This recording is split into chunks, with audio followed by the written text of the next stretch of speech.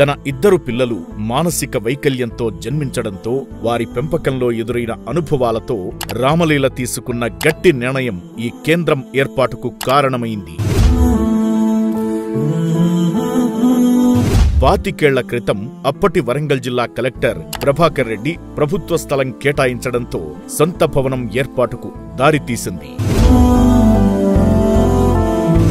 ఇటలీకి చెందిన దాతల సహకారంతో భోజనం వసతి భవనం సమకూరగా రామోజీ ఫౌండేషన్ వారి సహకారంతో ముందు భాగంలో భవన నిర్మాణం జరుగుతోంది. దాతల సహకారంతో మానసిక వికలాంగులకు ఉచిత భోజన వసతి సౌకర్యం కల్పిస్తూ చెవిటి మూగ పిల్లల కోసం కళాశాల నిర్వహిస్తున్నారు వారు.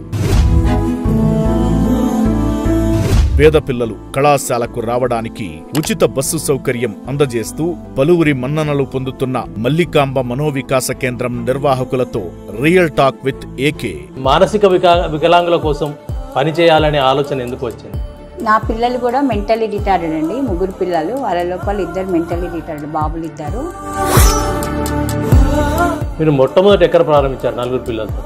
డిఐజీ బంగ్లా ఆపోజిట్ అండి, ఎంప్లాయ్మెంట్ ఎక్స్చేంజ్లో రెంటెడ్ బిల్డింగ్లో స్టార్ట్ చేసినాం సార్. 22లో వర్షాలు పడినాయి సార్. 1 వీక్ కంటిన్యూస్ వర్షాలు పడినప్పుడు బిల్డింగ్ కూలిపోయింది. మన ఇంట్లో పిల్లలకు మనమే మలమూత్రాలు తీసేయాలంటే విసుక్కుంటాం. లేచిన దగ్గర నుంచి వాళ్ళు బెడ్ వెయిటింగ్ చేసిన, పక్కలోనే టాయిలెట్కి వెళ్ళిన. చిన్న పిల్లలకు సేవ చేసేటప్పుడు రకరకాల సమస్యలు ఉంటాయి. వారు ఈ ఆయాలతో కానీ వీటితో కానీ సత్ఫలితాలు పొందగలుగుతున్నారు. సేవలు చేసే వాళ్ళకి చాలా ఓపిక అవసరం సార్. మా దగ్గర ఉన్న ఆయాలు చాలా బాగా చేస్తారు. పేరు వచ్చిన తర్వాత, ఒక గుర్తింపు వచ్చిన తర్వాత దాతలు ముందుకు వస్తారు. అవును సార్. అంతవరకు దాకా రారు. అప్పుడు ఎదుర్కొన్న ఇబ్బందులు ఏంటి? ఈవినింగ్ అయ్యేసరికి రేపు ఎట్లా రైస్ ఎట్లా అని బాధపడే టైంలో తెల్లవారు ఎవరైనా ఒకరు రైస్ తెచ్చిచ్చేవాళ్ళు, వెజిటబుల్స్ తెచ్చిచ్చేవాళ్ళు. కరోనా కాలంలో మనిషి తగలడమే సమస్య. దేవుడి దేవల్ల, బాబా దేవల్ల అండి మాకు మా పిల్లలకు కానీ మా స్టాఫ్కి కానీ ఎఫెక్ట్ అవ్వలేదు. ప్రభుత్వ పరంగా ఏమైనా సహకారం అందుతుందా? ప్రభుత్వ పరంగా అసలు ఉండట్లేదు సార్. ఇప్పుడు గవర్నమెంట్, ఇప్పుడు మా దగ్గర ఉండే పిల్లలు మేము గవర్నమెంట్ హాస్పిటల్కి అసలు తీసుకెళ్ళలేదు. మల్లికాంబ మనోవికాస కేంద్రం నిర్వాహకులతో రియల్ టాక్ విత్ ఏకే.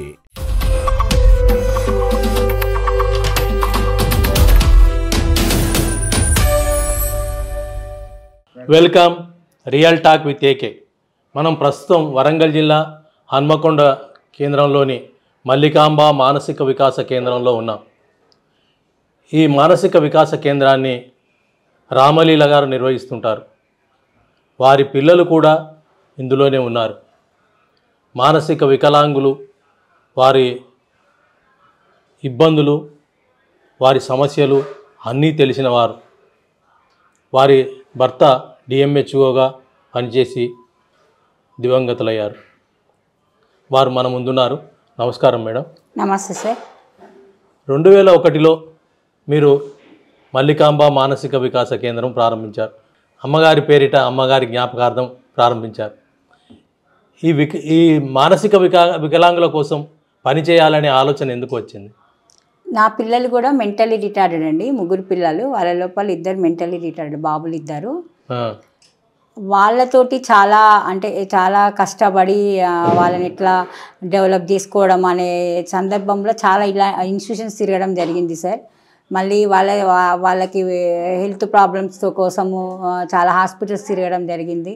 వాళ్ళ డెవలప్మెంట్ రావాలి అంటే ఒక ట్రైనింగ్ ఉంటుందని తెలిసిన తర్వాత నేను బీఈడీ చేసినాను. ఆ తర్వాత మా వరంగల్లో దాదాపు ఇలాంటి సంస్థలు అనేవి ఒక ట్రైనింగ్ తోటి ఒక సమర్థవంతంగా లేవని తెలుసుకున్న తర్వాత నేను వరంగల్ అండి, ఇక్కడ మాది ప్రాపరు. వరంగల్లో 2001లో మా 2 పిల్లలతో పాటు ఇంకొంతమంది పిల్లలతో ఇక్కడ ఇన్స్టిట్యూషన్ స్టార్ట్ చేయడం జరిగింది. మా పిల్లలతో పాటు కొంతమంది హెల్ప్ చేయాలని ఉద్దేశం. 2 పిల్లలతో పాటు మరో 2 పిల్లలు ఉన్నారు. ఫస్ట్ అట్లా 4 స్టార్ట్ చేసినాం సార్. ఇప్పుడు 220 చిల్డ్రన్కి సర్వీస్ చేస్తున్నాం. మీ భర్త గారు ఉన్నప్పుడు అవునండి, జిల్లా వైద్యాధికారిగా వివిధ ప్రాంతాల్లో పనిచేశారు. వారు ఒక్కో చోట ఉన్నప్పుడు ఒక్కో రకంగా, ఒక్కో జిల్లా ఉన్నప్పుడు చాలా ప్రాబ్లమ్స్ ఫేస్ చేసినాం సార్. పిల్లలతో చాలా ప్రాబ్లమ్స్ ఫేస్ చేసినాం. పిల్లల్ని అటు తీసుకెళ్ళలేరు, ఇక్కడ ఒంటరిగా ఉండలేరు. అట్లా మాది వరంగల్ ప్రాపర్. మా అత్తగారిది కూడా ఇక్కడే అండి. సార్ వాళ్ళది ఇక్కడే, మాది ఇక్కడే. జనగామ అన్నట్టు మెయిన్. వాళ్ళు ఇక్కడ సెటిల్ అయ్యిండు. మా మామగారు ఇక్కడే సెటిల్ అయ్యిండు, మా నాన్నగారు ఇక్కడే సెటిల్ అయ్యిండు. అంటే మీ పిల్లల్ని చూసి, మీ పిల్లల సమస్యలను చూసే మీరు మానసిక వికలాంగులకు ఏదైనా ప్రారంభించాలని ఆలోచించారా? లేదా ఇంకా మీరు వాళ్ళ పిల్లల వైద్య పరీక్షలు కానీ, పిల్లల కోసం తిరుగుతున్న సందర్భాలలో ఎదుర్కొన్న సమస్యలు కానీ వీటన్నిటి దృష్ట్యా ఏర్పాటు చేశారు? ఎదుర్కొన్న సమస్యల దృష్ట్యా దాదాపుగా 90% అదే అండి. ఏంటంటే నేను చూసినంత వరకు, నేను ట్రైనింగ్ చేసినప్పుడు కొన్ని ఏరియాస్ తిరగడం జరిగింది సర్వేలో. దాంట్లో ఏంటంటే పేరెంట్స్ ఉన్నంత వరకు ఇలాంటి పిల్లల్ని చూసుకోగలుగుతున్నారండి. పేరెంట్స్ తర్వాత ఈ పిల్లలకి సమస్య అవుతున్నది. ఒక దగ్గర అయితే నేను వెళ్ళిన దగ్గర ఎట్లా అంటే, ఒక ఓల్డ్ లేడీ ఉండే, వాళ్ళ బాబుని తీసుకొని ఆమె ఒక గుడిసెలో ఉంది. వెళ్ళినప్పుడు ఏంటమ్మా అని అడిగితే, నా పిల్లలకి నేను సంపాదించిన ఆస్తి నేను కావాలంటే కానీ ఇప్పుడు ఈ బాబుని అవసరం లేదు వాళ్ళకి, అందుకోసమని వాడు ఉన్నంత వరకు నేను ఎవరు చూసుకుంటారు, నేనే చూసుకోవాలి కదా, నా పిల్లలకి నేను అక్కర్లేకపోయినా వాడికి నేను అవసరం అని నేను ఇట్లా సపరేట్గా ఉండాల్సి వచ్చిందని చెప్పినప్పుడు నాకు ఆలోచన వచ్చింది అన్నట్టు. ఏంటంటే పేరెంట్స్ ఉన్నంత, తల్లిదండ్రులు ఉన్నంత వరకు చూసుకుంటారు. తల్లిదండ్రుల తర్వాత మరి అన్నదమ్ములకు అక్కచెల్లెలు భారంగానే అవుతారు కదండి.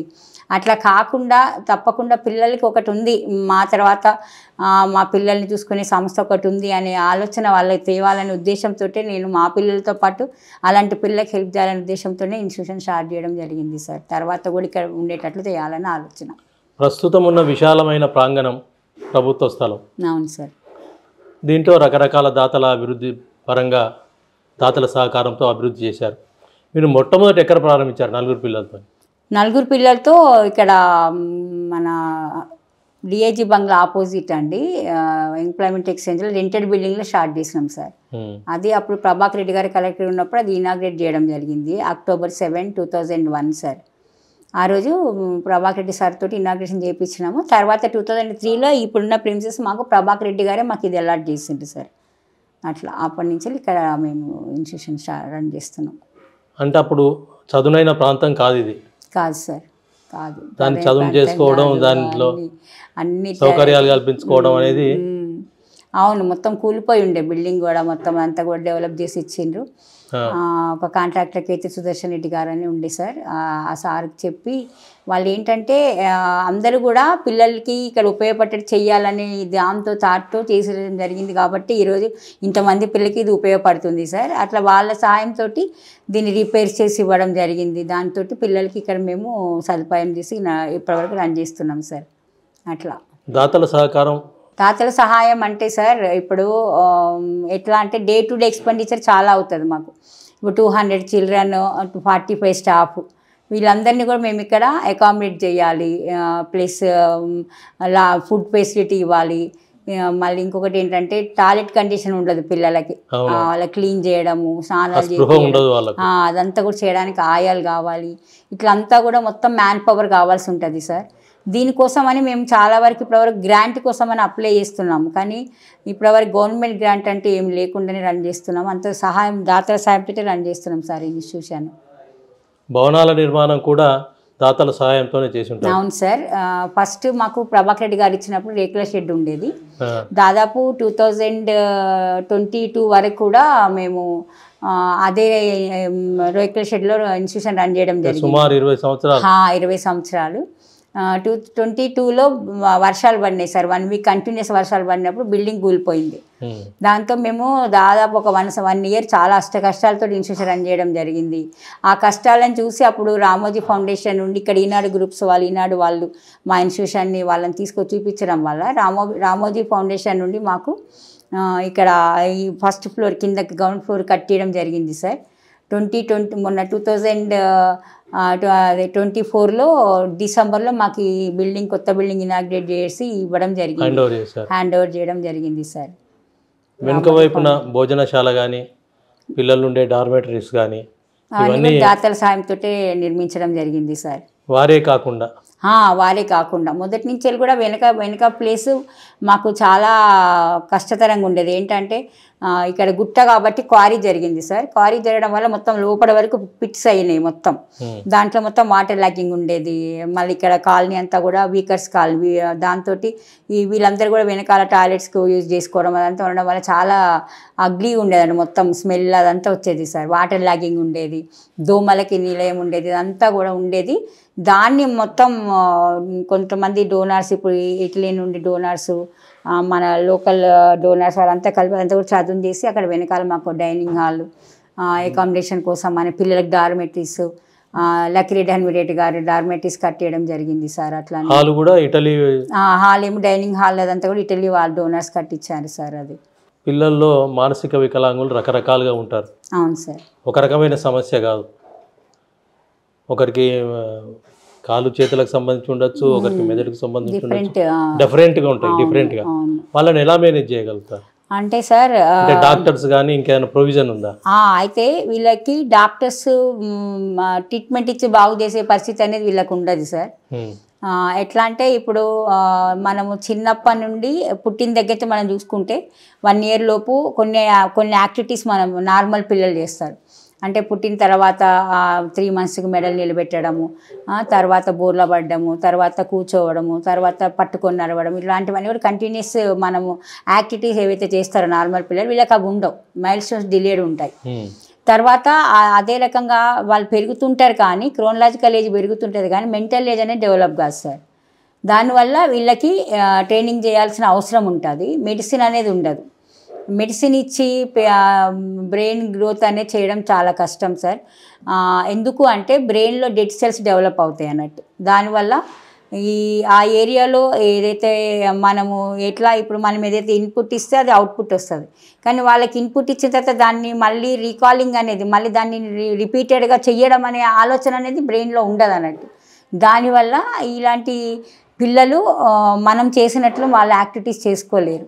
ఎక్కువ శాతం ఎట్లుంటారంటే డిపెండెన్స్ ఉంటారు. వాళ్ళకి స్నానం చేపించడం కానీ, టాయిలెట్ క్లీనింగ్ కానీ, టాయిలెట్కి వెళ్ళడం కానీ, వస్తుందని చెప్పడం కానీ, ఇలాంటివన్నీ కూడా ఉండవు సార్. బెడ్ వెయిటింగ్ ఉంటుంది, పక్కలో టాయిలెట్కి వెళ్తారు, కూర్చున్న దగ్గరే చేస్తారు. వాళ్ళకి ఆలోచన అనేది ఉండదు. ఇంకోటి ఏంటంటే జ్ఞాపక శక్తి ఉండదు.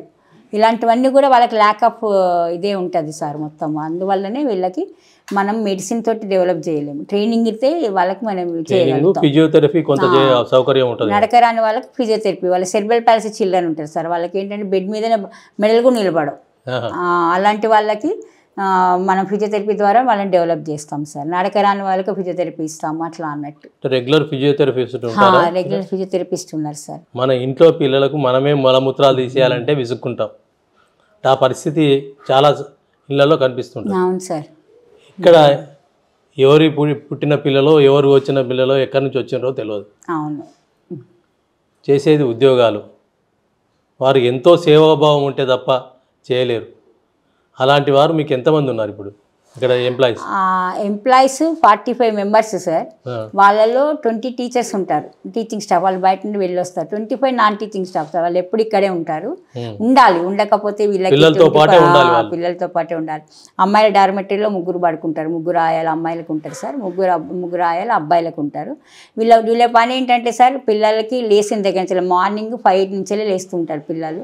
లేచిన దగ్గర నుంచి వాళ్ళు బెడ్ వెయిటింగ్ చేసిన, పక్కలోనే టాయిలెట్కి వెళ్ళిన అదంతా కూడా తీయడము, క్లీన్ చేయడము, వాళ్ళని క్లీన్ చేయడము, స్నానాలు చేపియడము, ఇదంతా చేస్తూ వాళ్ళని 9 o'clock 9:30 కల్లా ఈ ప్రిన్సెస్కి తీసుకురావాలి. స్కూల్ స్టార్ట్ అవుతుంది. నార్మల్ స్కూల్ లాగానే మేము అసెంబ్లీ పెడతాం, ప్రేయర్ ఉంటుంది. ప్రేయర్ అయిపోయిన క్లాసెస్కి వెళ్తారు పిల్లలు. ఈ రకంగా పిల్లలకి చేయడానికి కోసం అనేది 25 members ఉన్నారు సార్ ఇక్కడ. పిల్లలు ఎంతమంది ఉన్నారు? పిల్లలు హాస్టల్లో దాదాపు 98 children, 98 వరకు పిల్లలు ఉంటారు హాస్టల్లో. డే స్కాలర్స్ కూడా 100 members వస్తారు సార్. మొత్తం 200 children. అంటే డే స్కాలర్స్ వివిధ ప్రాంతాల నుంచి వస్తారు. అవును సార్. వాళ్ళ కోసం కూడా మీరు బస్ సౌకర్యం కల్పించారు. బస్ సౌకర్యం, ఆ బస్సులు కూడా దాతలు అందించిన సహకారం. 2 బస్సులు మాకు అమెరికాలో వీణా పందిరి మేడం వాళ్ళు నోట్స్ అండ్ బీట్స్ అని ఒక ఆర్గనైజేషన్ నుండి వాళ్ళు డొనేట్ చేసిండ్రు సార్.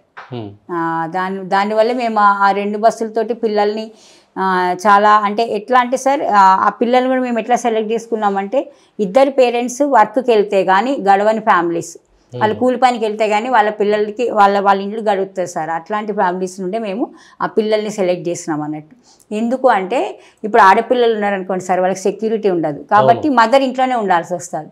మదర్ ఇంట్లో ఉండడం వల్ల ఏమవుతుంది అంటే వాళ్ళు వర్క్ చేసి వాళ్ళ ఫ్యామిలీస్ని సస్టైన్ చేసుకోవడమే చాలా కష్టం అవుతుంది. అందువల్ల అట్లాంటి పిల్లల్ని మేము డే స్కాలర్స్గా తీసుకుని రావడం జరుగుతుంది. అంటే వాళ్ళని పికప్ చేసుకోవడం, డ్రాప్ చేయడం, పికప్ చేసుకొని డ్రాప్ చేయడం. అంటే ఇప్పుడు ఒక స్టూడెంట్ పేయింగ్ కెపాసిటీ ఉన్న వాళ్ళ దగ్గరికి వెళ్తుంది అనుకోండి వ్యాన్, మధ్యలో పేయింగ్ కెపాసిటీ లేని వాళ్ళని మేము తీసుకొస్తాం అన్నట్టు. ఇలాంటి పూర్ చిల్డ్రన్ని తీసుకొస్తాం. పేయింగ్ కెపాసిటీ ఉన్న వాళ్ళు వాళ్ళ దగ్గర వరకు వెళ్తుంది, అక్కడి వరకు వెళ్తుంది ఇల్లు. వీళ్ళేమో వీళ్ళని తీసుకొచ్చి ఇక్కడ ఎక్కిస్తారు మార్నింగ్, మళ్ళీ ఈవినింగ్ వాళ్ళ వర్క్ అయిపోయే టైంకి దింపేసుకుంటారు సార్ వాళ్ళని. అట్లా మధ్యాహ్నం లంచ్ కూడా మనం ఇక్కడే ఫ్రీగా పెడుతున్నాం వాళ్ళకి. సాధారణ పిల్లలు ఏమో బస్సు దిగగానే వాళ్ళ ఇంటికి వెళ్ళిపోతారు, కానీ వీళ్ళను ఇంటికి చేర్చాల్సిన అవసరం చేర్చాలి సార్. అంటే బస్సు డ్రైవర్ కానీ ఇంకెవరైనా డ్రైవర్తో పాటు ఒక టీచర్ వెళ్తుంది, మా టీచర్ వెళ్తుంది. ఎందుకంటే వాళ్ళు దిగడం అనేది తెలియదు సార్. ఇప్పుడు ఇంకొకటి బస్సు అటు ఇటు ఊపులలో కూడా పిల్లలకు ముందు తగలడం ఉంటుంది. అట్లా చూడడానికి కంపల్సరీ ఒకరు వ్యాన్లో ఉంటారు సార్.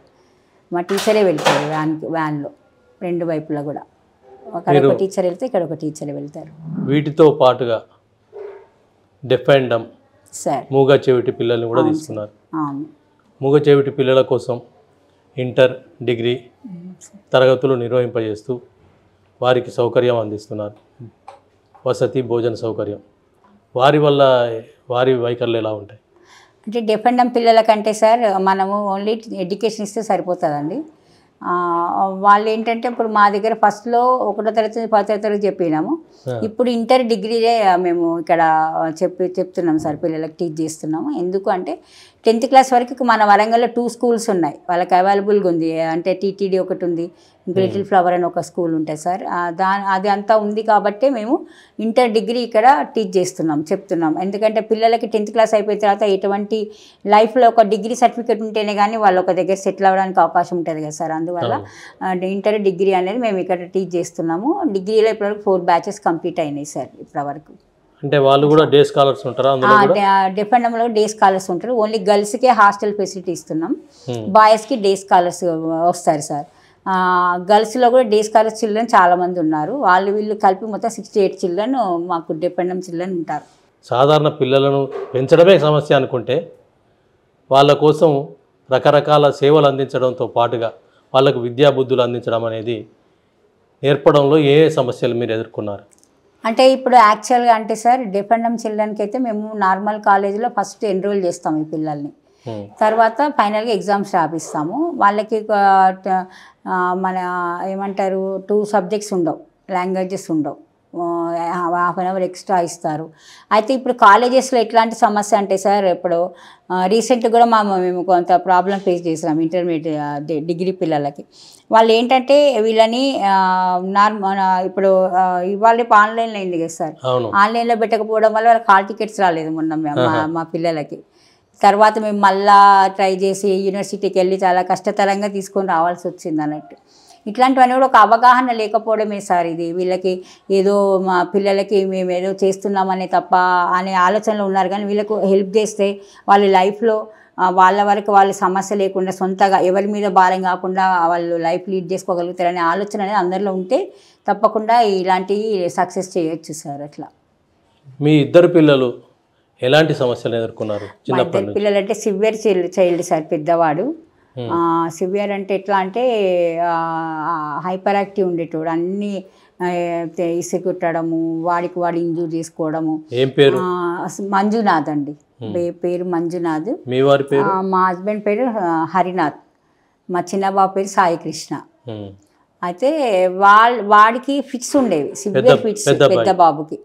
ఇప్పుడు ఇట్లా మామూలుగా నడుస్తానే ఉండేటోడు అమ్మని పడిపోయి కొట్టుకునేటోడు. ఆ పడిపోయిన క్రమంలో నిలబడిన మనిషి పడిపోయేసరికి ఇక్కడ కొట్టుకోవడము, ఇక్కడ కొట్టుకోవడము, మొత్తం ఇక పగలడమే, ఇక పగిలిపోయి ఎత్తుకొని వెళ్ళిపోయి కుట్లు వేయించుకొని తీసుకొచ్చేవాళ్ళు. అంత సివియర్గా ఉండేది వాడికి. అట్లా వాడికి 24 years వరకు మేనేజ్ చేసినాం సార్. 24 years కూడా నైట్ ఫిట్స్ రావడం, రెస్పిరేటరీ ప్రాబ్లం రావడం, దాంతో డెత్ వచ్చింది వాడికి. అట్లా వాడు చనిపోయింది పెద్ద బాబు.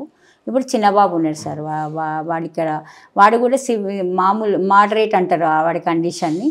అంటే ఐడెంటిఫై ఉంటుంది, మనం చెప్తే కొంతవరకు ఇన్స్ట్రక్షన్ ఫాలో అవుతాడు కానీ మొత్తం కంట్రోలింగ్ లేదు. వాడికి టాయిలెట్ కంట్రోలింగ్ లేదు. మేము ట్రైనింగ్ ఇస్తున్నాం అంతవరకే. అది ఆ రకంగా ఉన్నారు మా పిల్లలు. మీ అమ్మాయి ఏమో? నా పాప సార్, పాప కూడా ఫిజియోథెరపీ చేసింది. ఆమె ఎంపీటీ న్యూరో చేసింది సార్. ఆమెకు మ్యారేజ్ అయింది. ఆమెకి 2 పాప బాబు. అర్చన. వారు వివాహరీత్యా వాళ్ళ ప్రాంతంలోకి వెళ్ళిపోయారు. అంతే. మల్లుడు కూడా న్యూరో సర్జన్. వాళ్ళు కర్నూలు కిమ్స్లో చేస్తుండే, ఆయన అక్కడే ఉంటారు కర్నూలులో. చిన్న పిల్లలకు సేవ చేసేటప్పుడు రకరకాల సమస్యలు ఉంటాయి. వారు ఈ ఆయాలతో కానీ వీటితో కానీ సత్ఫలితాలు పొందగలుగుతున్నారా? ఇంకా ఏమైనా పిల్లలు కానీ వీళ్ళకి సేవలు చేసేవాళ్ళు కానీ? సేవలు చేసే వాళ్ళకి చాలా ఓపిక అవసరం సార్. మా దగ్గర ఉన్న ఆయాలు చాలా బాగా చేస్తారు. ఇప్పుడు సంస్థ అంతా మేము ఈ రకంగా పిల్లలకు చేస్తున్నాము అంటే మా దగ్గర ఉండే టీచింగ్ స్టాఫే కారణం. ఏంటంటే సార్, ఇప్పుడు మనం స్కూళ్ళలో మామూలు హాస్టల్లోనే చూస్తున్నాం, ఇన్స్పెక్షన్ అవుతుంది అంటేనే అన్ని అరేంజ్ చేస్తారు, ఆ టైంకి అరేంజ్ చేస్తారు. మా దగ్గర అట్లా కాదు సార్. మేము 24 hours మేము ఉన్నా లేకపోయినా, మా ఆయాలైనా మా టీచర్లైనా మా ప్రిన్సెస్ అయినా ఇప్పుడు మీరు ఎట్లా చూస్తున్నారో అట్లానే ఉంటుంది అన్నట్టు మొత్తం. ఆ రకంగానే ప్రతిరోజు మెయింటైన్ చేస్తున్నాం కాబట్టి పిల్లలకు మేము న్యాయం చేయగలుగుతున్నాం. మా స్టాఫ్ మొత్తం నా టీచింగ్ స్టాఫే మొత్తం సపోర్ట్ సార్ సంస్థకి. వాళ్ళు చేస్తేనే నడుస్తుంది. ఎందుకంటే ఒక దగ్గర లెట్రిన్కి వెళ్ళిన బాబు తీయకపోతే వాడి దగ్గర స్మెల్ వస్తుంది, అక్కడ కూడా మనం కూర్చోలేము. అట్లా ఇప్పుడు ఈ ప్రిన్సెస్ అంతా ఇంత నీట్గా ఉంది అంటే వాళ్ళు చేసిన శ్రమకే ఫలితం సార్ ఇదంతా కూడా. అట్లా మామూలుగా భోజనం కూడా కొందరు తినలేరు, ఇప్పుడు కూడా చూసాం మనం. వాళ్ళకి తినిపించాల్సి ఉంటుంది. అవును సార్. తల్లిదండ్రులు ఉన్న వాళ్ళు ఏమైనా వచ్చి సహాయం అందిస్తారా? తల్లిదండ్రులు అంటే సార్, తల్లిదండ్రులు చాలామంది ఇప్పుడు మా ఇన్స్టిట్యూషన్లో ఇప్పుడు హాలిడేస్ అయినా తీసుకెళ్ళలేని పేరెంట్స్ ఎవరన్నా ఉన్నారు అంటే ఎందుకు అంటే వాళ్ళ బిజీ లైఫ్లో ఒకటి, ఇంకొకటి ఏంటంటే వీళ్ళ వల్ల పక్కన వాళ్ళు సమాజంలో కూడా గుర్తింపు లేకపోవడము. ఆ గుర్తింపు అంటే ఏదో అవసరానికి అని కాదు, గేలి చేయడము, వీళ్ళు ఇట్లా ఉన్నారనేది వీళ్ళు అనుకోవడము, పబ్లిక్ ప్లేస్లకు వీళ్ళని ఎందుకు తీసుకొచ్చినారని వాళ్ళని ఇబ్బంది పెట్టడం, ఇలాంటివన్నీ ఉండడం వల్ల పేరెంట్స్ అవాయిడ్ చేస్తున్నారు. పిల్లల్ని అవాయిడ్ చేస్తున్నారు. ఎక్కడో దగ్గర పెట్టేస్తే అయిపోతుంది, వాళ్ళకి హాస్టల్లో పడేస్తే అయిపోతుంది, ఎక్కడో దగ్గర సేఫ్గా ఉన్నారా లేదా అంతవరకే చూసుకోవడం వరకే చేస్తున్నారండి. మంచి ఆరోగ్యంగా ఉన్న పిల్లల్ని చదువు కోసం పంపిస్తున్నారు అట్లా. ఇప్పుడు ఇంకా మనం చూస్తే ప్రీ స్కూల్స్ బాగా డెవలప్ అవుతున్నాయి కదా సార్. 2 years పిల్లల దగ్గర నుంచి వెళ్ళి అందులోనే పెడుతున్నారు కదా. కాబట్టి మా పిల్లల దగ్గరికి రావడం అంటే చాలా అరుదు. వాళ్ళని చూసుకోవడమే కష్టమైనప్పుడు వీళ్ళని చూసుకోవడం ఇక. ఇంకొకటి ఇక్కడ ఇప్పుడు డే స్కాలర్స్ ఉంటారు కదా సార్, ఆ డే స్కాలర్స్లో ఎట్లా అంటే నార్మల్ పిల్లలకు స్కూల్స్ ఉన్నంత వరకే వాళ్ళని పంపిస్తారు. వీళ్ళకి హాలిడేస్ వచ్చినాయి అనుకోండి, నార్మల్ పిల్లలకు హాలిడేస్ ఉన్నాయి అనుకోండి, ఈ పిల్లల్ని పంపించారు వాళ్ళు. ఎందుకంటే వీళ్ళని రెడీ చేసి పంపించడం వాళ్ళకి ఇబ్బందికరం, అంటే బద్ధకం అన్నట్టు. వాళ్ళు వెళ్ళినప్పుడు వీళ్ళని ఎట్లా తయారు చేయడం అనేది. అందుకోసమనే మేము కూడా హాలిడేస్ నార్మల్ పిల్లలకి ఎట్లా హాలిడేస్ ఉంటాయో మేము కూడా మా సంస్థకు అదే రకంగా హాలిడేస్ ఇస్తాం అన్నట్టు. హాలిడేస్ అంటే హాస్టల్ ఎప్పుడు రన్ అవుతూనే ఉంటుంది సార్, ఓన్లీ వ్యాన్స్ వెళ్ళాం అన్నట్టు. అట్లా పిల్లలు రారు, డే స్కాలర్స్ రారు అంతే. అప్పుడు కొంత భారం తగ్గుద్దేమో. భారం అంటే భారం అనిపించదు సార్, కాకపోతే ఏంటంటే ఆ పిల్లలు రారు. మాకు భారం ఏమనిపించదు కానీ పిల్లలు ఇళ్ళల్లో ఉండడం భారంగా ఫీల్ అవుతారు. ఎందుకంటే వాళ్ళకు జర్నీ ఇష్టం, వ్యాన్లో రావడం ఇష్టం. వస్తే ఇక్కడ ఇంట్లో వాళ్ళు ఒక రూమ్లో కట్టేసినట్టు ఉండకుండా ఇక్కడ వస్తే ఫ్రీగా హ్యాపీగా అంటే వాళ్ళకి రిజెక్షన్ అనేది ఉండదు కదా సార్. మా ఎన్విరాన్మెంట్లో అస్సలు ఉండదు కదా, రెస్ట్రిక్షన్ అనేది ఉండదు. వాడు ఎక్కడ పోయినా పోవచ్చు, ఎక్కడ కూర్చున్నా కూర్చోవచ్చు. కాబట్టి వాళ్ళకి కంపల్సరీ ఈ స్కూల్కి రావడమే హ్యాపీగా ఉంటుంది. అట్లా హాస్టల్స్ కూడా చాలామంది వెళ్ళడానికి ఇష్టపడరు సార్, ఇంటికి ఇక్కడనే ఉంటారు. కొంతమందిని అయితే నేను ఒకరిద్దరిని ఇంటికి తీసుకెళ్ళినా వాళ్ళని ఇబ్బంది పెడుతుంటారు అని చెప్పేసి మేము అసలు ఇంటికి కూడా పంపించాము కొంతమంది పిల్లల్ని. వాళ్ళు శ్రమ అనుకున్న వాళ్ళు ఇక్కడికి వచ్చి కొంత సహాయం శారీరక సహాయము ఇంకేదన్నా అట్లాంటిది అందించే వాళ్ళు సార్. అట్లాంటి వాళ్ళు ఎవరు ఉన్నారు సార్? ఎవరు లేరు, తక్కువ. వెళ్ళమే లెక్క పెట్టచ్చు. ఇప్పుడు నేను మీకు చూపించిన కదా, ఆ చైల్డ్ వాళ్ళ పేరెంట్స్ బాగానే వాళ్ళకి మాకు డొనేషన్ ఇస్తారు వాళ్ళు. కొంతమంది వేల మీద లెక్క పెట్టచ్చు సార్. ఒక 7-8 మంది హాస్టల్ మొత్తంలో ఒక 6-7 మెంబర్సే మాకు పేయింగ్ కెపాసిటీ ఉన్న పేరెంట్స్. మిగతా వాళ్ళందరూ పూర్ వాళ్ళే. వాళ్ళు ఏమి మనీ ఇచ్చేవాళ్ళు కూడా కాదు సార్. వాళ్ళంతా కూడా ఇదంతా దాతల సహకారం, అంతా దాతల సహాయంతో సార్. ఎక్కువ శాతం మాకు అన్నదానంతో జరుగుతుంది. అంటే ఏది చేయాలన్నా ఒక పేరు వచ్చిన తర్వాత, ఒక గుర్తింపు వచ్చిన తర్వాత దాతలు ముందుకు వస్తారు. అవును సార్. అంతవరకు దాకా రారు. అప్పుడు ఎదుర్కొన్న ఇబ్బందులు ఏంటి? మొదట్లో చాలా ఇబ్బంది అయ్యేది సార్. ఈవినింగ్ అయ్యేసరికి రేపు ఏంటి అనేది ఉండేది. నాకు దేవుడు అంటే బాగా ఎక్కువ భక్తి, నాకు నమ్మకం, నాకు సాయిబాబా మీద చాలా నమ్మకం సార్. ఈవినింగ్ అయ్యేసరికి రేపు ఎట్లా రైస్ ఎట్లా అని బాధపడే టైంలో తెల్లవారు ఎవరైనా ఒకరు రైస్ తెచ్చిచ్చేవాళ్ళు, వెజిటేబుల్స్ తెచ్చిచ్చేవాళ్ళు. ఇంకోటి ఏంటంటే మా స్టార్టింగ్లో మా ఫ్యామిలీ మెంబర్స్ హెల్ప్ చేసిన మనీతోటి మేము రన్ చేయడం జరిగింది సార్. మా బ్రదర్స్ ఏంటిది పద్మజారెడ్డి మేడం, ఇప్పుడు ప్రభాకర్ రెడ్డి సార్ వైఫ్ మాకు చైర్పర్సన్ మేడం, హెల్ప్ ఎక్కువ ఉంటుంది. అట్లానే ఫాదర్ జెరోమ్ గారు కంటిన్యూస్ హెల్ప్ ఉంటుంది. అట్లానే ఇప్పుడు నవాబ్స్ కిచెన్ అని మొయిన్ గారు ఉంటారని నవాబ్స్ కిచెన్ అఫీషియల్ అని ఆ సార్ వాళ్ళు కూడా ఎక్కువ శాతము వాళ్ళ గ్రూప్స్ నుంచి వెళ్ళి వాళ్ళు హెల్ప్ చేయించడము. ఇప్పుడు జ్యోతిరెడ్డి మేడం ఉన్నారు, ఇట్లా ఎన్ఆర్ఐస్ తోట రవీందర్ గారు, ఇలాంటి వాళ్ళందరూ మేజర్ డోనర్స్ సార్ మాకు. ఇప్పుడు ఇటలీ నుండి స్కూల్ ఫర్ చిల్డ్రన్ ఇటలీ అని వీళ్ళందరూ కూడా అంతకుముందు హెల్ప్ చేసింది. మీరు అన్నట్టు ఇనీషియల్ స్టేజ్లో చేసిన వాళ్ళు ఎట్లా అంటే స్టార్టింగ్లో కొంత ప్రెస్ వాళ్ళు మాకు తెలిసిన మేము చేసిన వర్క్ని చూపించడం వల్ల ఇట్లా ఇప్పుడు మీరు ఎట్లా ఎక్స్పోజ్ చేయడానికి మీరు ఇంట్రెస్టెడ్గా వచ్చినారో అట్లా మాకు ఎక్స్పోజ్ చేయడం వల్ల దాన్ని చూసి ఓహో ఇన్స్టిట్యూషన్ ఉంది, అక్కడ వెళ్ళి ఏం జరుగుతుందో చూడాలి అనే దాతలు చాలా మంది వచ్చేవాళ్ళు సార్. మొట్టమొదటి ప్రారంభంలో పని మనుషులను కూడా పెట్టుకోలేము, మేమే చేసేటోళ్ళం. నేను మా ఫ్రెండ్ భాగ్యలక్ష్మి అని తనని పెట్టుకొని మేమిద్దరం కలిసి ఉండేటోళ్ళము. మాకు ఫస్ట్ నాన్ టీచింగ్ స్టాఫ్లో వచ్చింది ఎవరంటే పుష్ప అని, మేము ఆంధ్ర నుండి వచ్చింది సార్. ఆమె అప్పటి నుండి ఇప్పటి వరకు 25 years తను ఇక్కడే ఉంటుంది. తన పిల్లలు లేరు. ఆమె సర్వీస్ ఎక్కువ ఉంది. ఇప్పుడు అంతకుముందు మాకు ఎటువంటి డోనర్స్ లేకుండా మేము డోర్ టు డోర్ వెళ్ళే వాళ్ళం సార్. ఈ చౌరస్తా నుండి వరంగల్ చౌరస్తా వరకు షాప్కి వెళ్ళే వాళ్ళము, కొన్ని ఆఫీసెస్కి వెళ్ళే వాళ్ళము. వెళ్ళి ఇట్లా మేము ఇన్స్టిట్యూషన్ రన్ చేస్తున్నాము, మాకు ఇట్లాంటి హెల్ప్ అవసరం అంటే ఇప్పుడు ఎల్ఐసి ఆఫీసు ఇలాంటి కొన్ని ఆఫీసెస్ ఉన్నాయి కదా సార్, అటు కరెంట్ ఆఫీస్ ఇట్లాంటి వాళ్ళకి వెళ్తే వాళ్ళు మధ్యాహ్నం లంచ్ టైంలో గ్యాదర్ చేసేవాళ్ళు.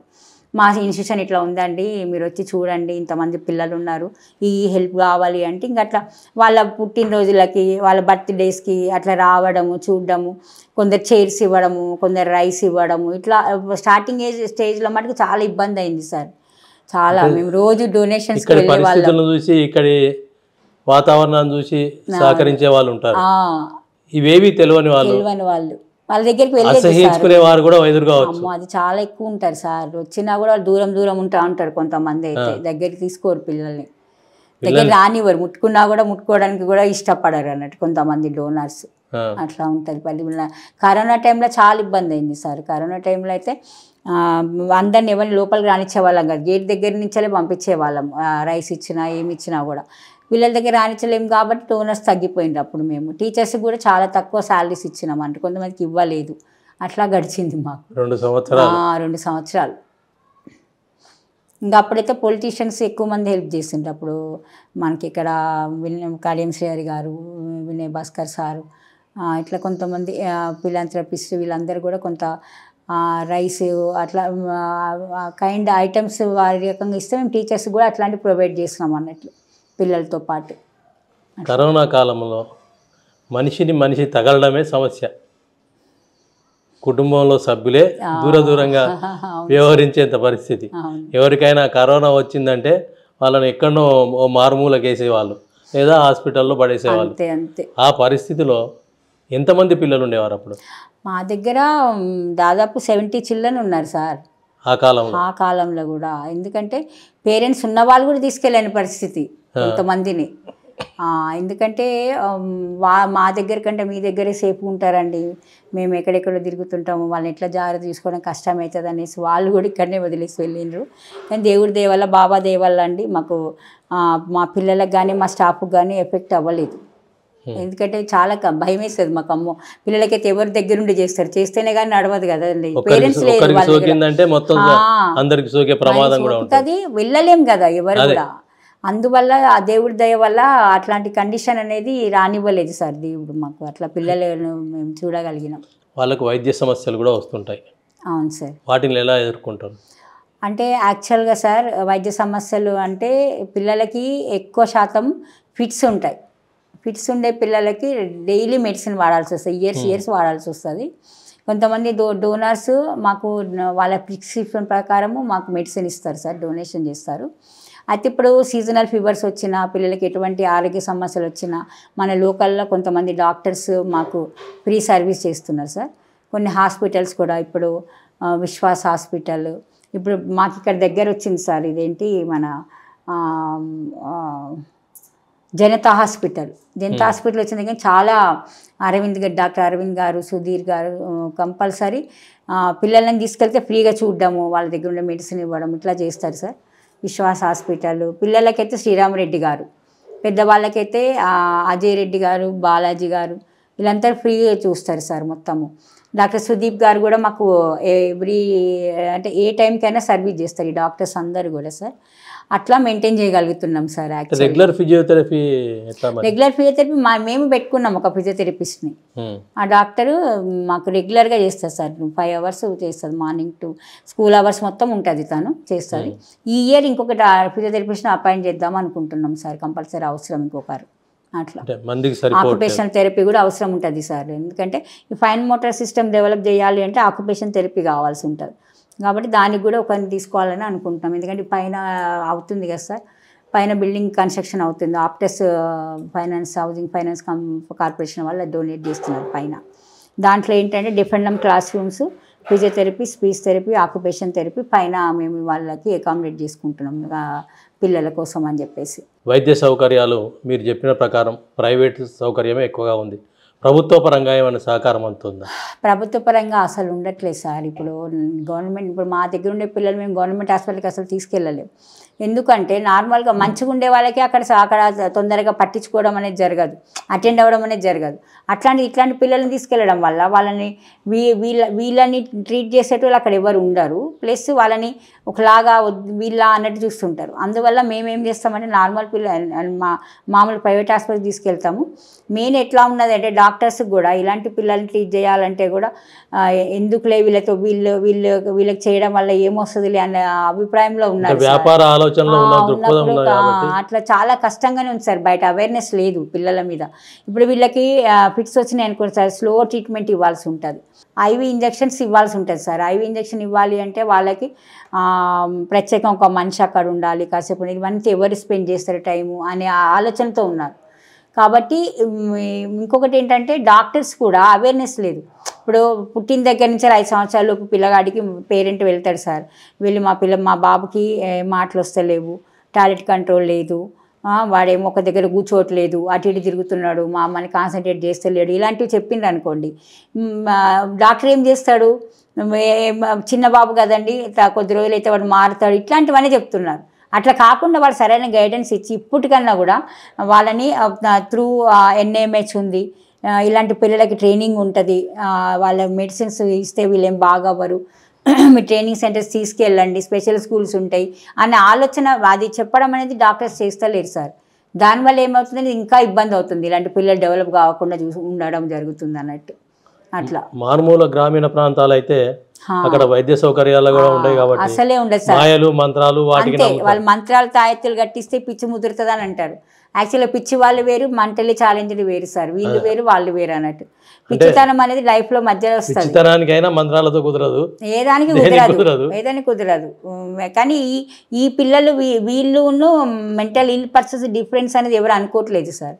వీళ్ళనే పిచ్చి వాళ్ళు అంటారు కొంతమంది, వీళ్ళని పిచ్చి వాళ్ళ చూస్తారు, కానీ పిచ్చి వాళ్ళు కాదు. వీళ్ళు వేరు వాళ్ళు వేరు. ఏదో ఒక దశలో ఒక ఏజ్ వచ్చిన తర్వాత వారు మంచిగా ఉండి కూడా మానసిక వైకల్యంతోనో మానసిక స్థిరత్వం లేకనో పిచ్చివాళ్ళుగా మారచ్చు. వీళ్ళు బాల్యం నుంచే వచ్చిన పుట్టుకతోటే వస్తుంది సార్. ఇది ఈ మానసిక వికలాంగత్వం పుట్టుకతోటే వస్తుంది. కాకపోతే ఏంటంటే వీళ్ళకి ట్రైనింగ్ ఇవ్వడం అనే ఇంపార్టెంట్. వాళ్ళకేమో మెంటల్లీ ఇల్ పర్సన్స్కి మెడిసిన్ ఇస్తారు, ట్రీట్మెంట్ ఉంటుంది, షాక్ ట్రీట్మెంట్ ఉంటుంది, మెడిసిన్ ఉంటుంది, ఇవన్నీ ఉంటాయి. కానీ మెంటల్లీ ఛాలెంజ్ పర్సన్స్కి ట్రీట్మెంట్ ఉండదు సార్, ట్రైనింగ్ ఒకటే మనం చేయాలి అంతే, దాంతో డెవలప్మెంట్ ఉంటుంది అన్నట్టు వీళ్ళకి. శారీరక వికలాంగులకు కానీ మానసిక వికలాంగులకు కానీ ప్రభుత్వం వికలాంగ సర్టిఫికేట్ ఇస్తుంది.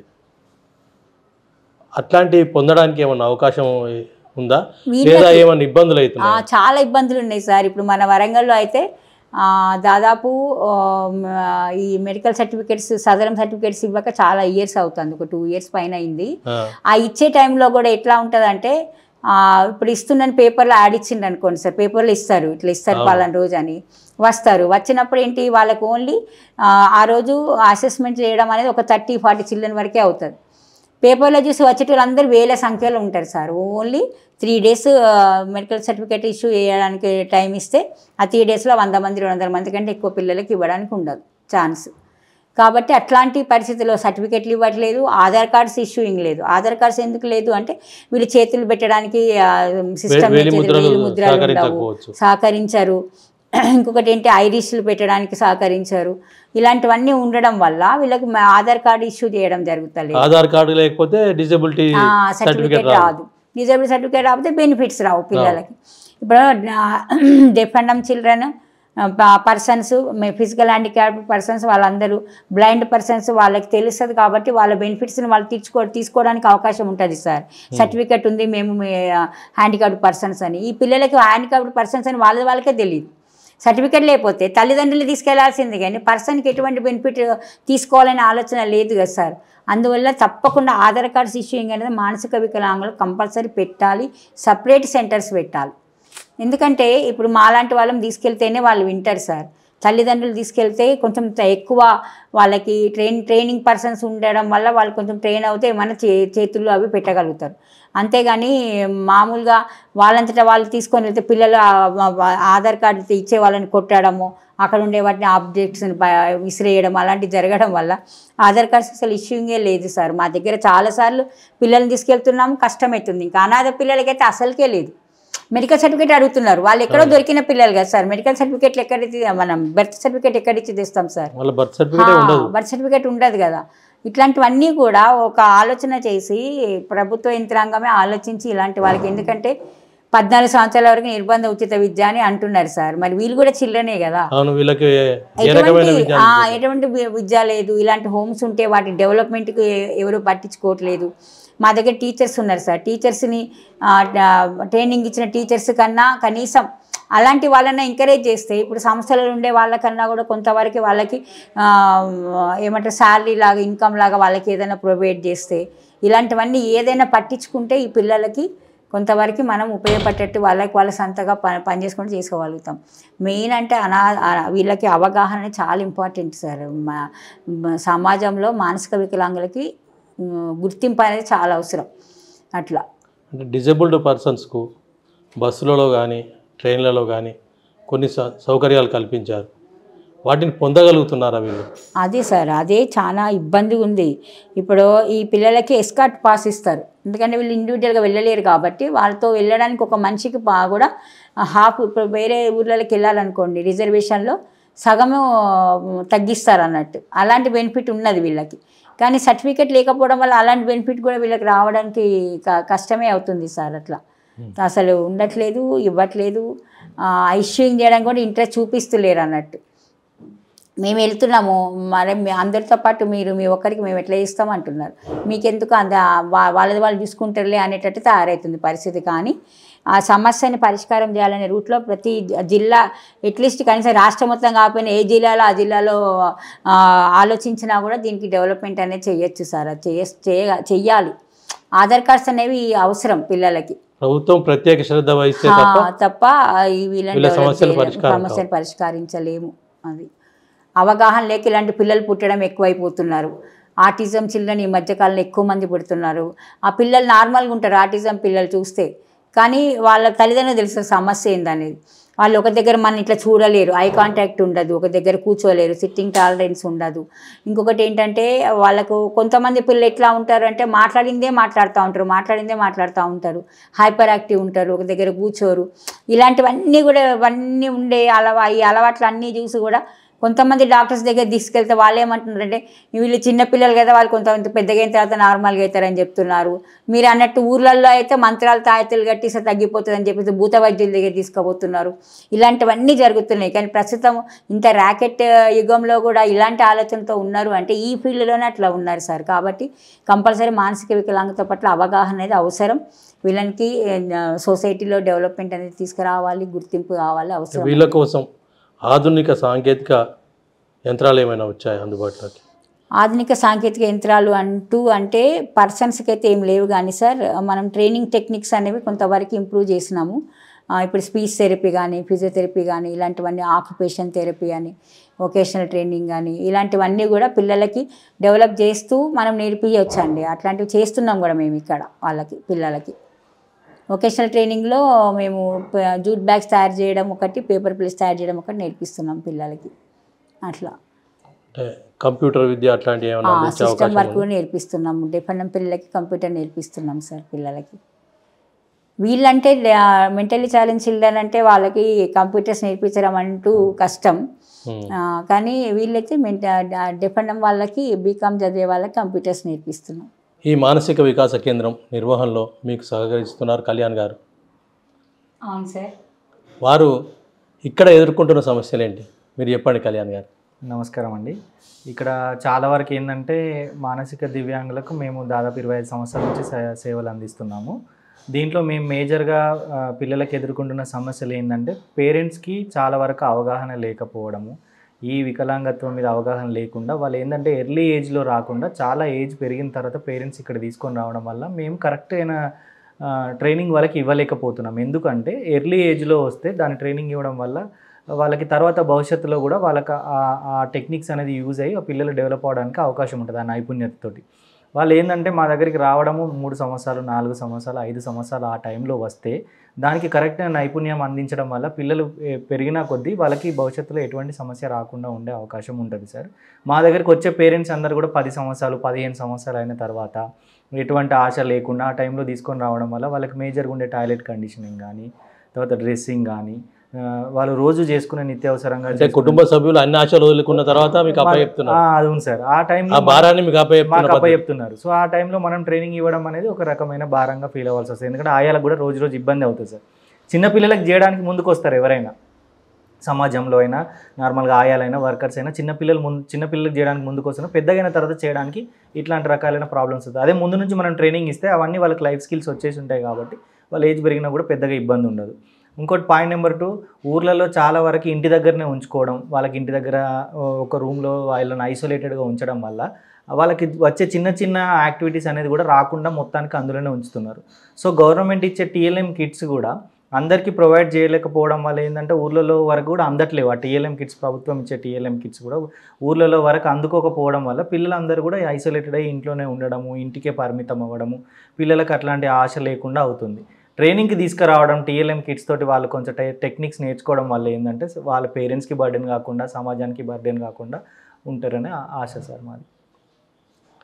ఇది హన్మకొండలోని మల్లికాంబ మానసిక వికాస కేంద్రం ఎదుర్కొంటున్న అనుభవాలు, వారు అందిస్తున్న సహాయ సహకారాలు, వికలాంగులకు వారు చేస్తున్న వైద్య సౌకర్యం కానీ, విద్యా సౌకర్యం, భోజన సౌకర్యం, వసతి సౌకర్యం, అన్ని రకాల సౌకర్యాలు అందిస్తూ వారు చేస్తున్న సేవకు ధన్యవాదాలు.